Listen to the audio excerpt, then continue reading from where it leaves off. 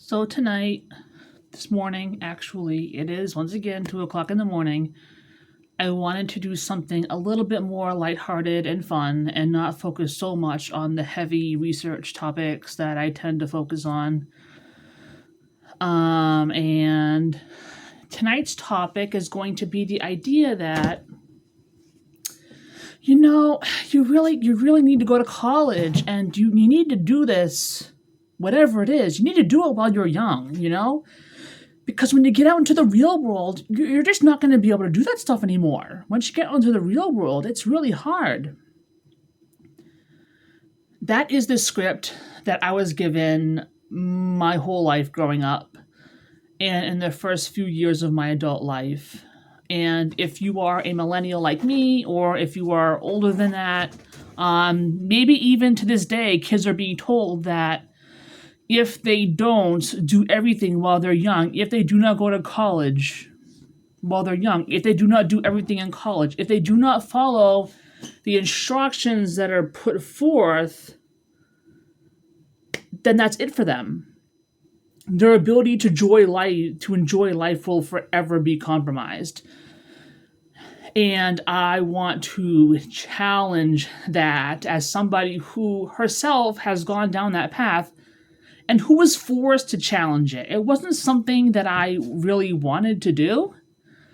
I believed that I should go to college and do all of the fun things I wanted to do and play the flute and dance and do all my skills while I was young. Because once I got out of college and got a real job, that's when real life began. But something interesting happened when I went to college. I realized that I didn't fit in. Academically, I did okay. I mean, I struggled in some subjects. That's very normal. I don't think anyone goes to college without struggling in something. It's actually a good thing to go to college and realize that you have something to learn, right? But the culture of college is the part that I didn't really fit in with. And when I talk about culture, I'm not necessarily talking about the literal race, ethnicity, or culture of the people that are going to college. It's the academia culture in and of itself. I always felt in college that you were free to question things as long as the professor agreed with you. And you were free to question things that were part of the accepted array of topics. And even in multi-age environments, but especially in younger environments like the 18 to 24 subset, I felt like our priorities in life were just very different. These were people who were looking for a college experience. They were not caring for an elderly parent like I was. They were not working full time most of the time. A lot of times they had money. Classism is a huge problem in college. I don't care how many grants or scholarships they hand out. Classism is more than just about the money. It's about the social status. And it's a huge problem in college and a big part of the reason why I ended up dropping out. Classism and the sense that you belong to a culture interferes with your ability to meet new people and to network, which is really the main benefit that colleges offer, because the skills, a lot of times, you can learn those on your own, but it's the networking and rubbing elbows with the right people. That's one of the big benefits of going to a college or a university or even a trade school. And when you just know going into an event that nobody really knows what you've seen and what you've lived, and you know that people are making assumptions about you just by the clothes that you wear or just by the fact that you're a part-time student as opposed to a full-time student, It's hard to make a good first impression, and it's hard to really feel invested. It's alienating. And between that and academic struggles that I had due to my learning disability, I ended up dropping out. And my parents were not happy about this. They were actually pretty mad.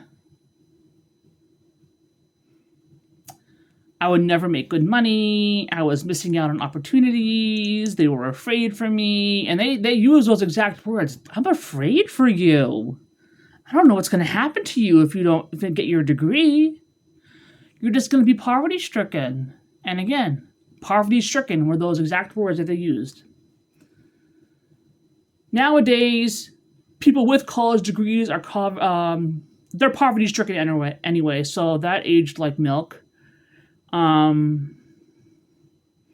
But I decided that what I really needed to do was go into the workforce full time, and I did. I got a job in retail. And that may have been the best decision I have ever made. Because working in retail forced me to develop a personality skill set that I didn't realize that I was even capable of. Approaching strangers and selling yourself, not just the product, not just the company, but yourself to this total stranger who may or may not even speak the same language as you, who may have more money than you, who may look down on you. And it's very much like being in a theater. You wear your uniform, you put on your walkie, you clock in, and you are performing on the sales floor in front of an audience. And that's a skill set that I find that college doesn't generally teach people. And I liked that people of all ages and all walks of life worked there. It was easy to fit in. It was easy to realize that I had a home there and to be invested in the company, invested in the job, invested in my team. It was fun to have coffee in the morning and talk about our crazy customer stories. And the thing that I probably liked the best is probably the most simple. I was directly rewarded for showing up. When you have a learning disability or when you have class-related struggles like caregiving duties, and you go to school, you can work so incredibly hard and show up for all the tests and get absolutely nothing in return. You can still fail. And after a while, you can't keep up the morale anymore. You just want to give up. And in the workforce, you show up, and as long as you're on the work site, you pretty much get paid. And sometimes you get mileage if you travel. And you get benefits. Sometimes. It's not all the time. There's, especially in the United States. And this was foreign to me.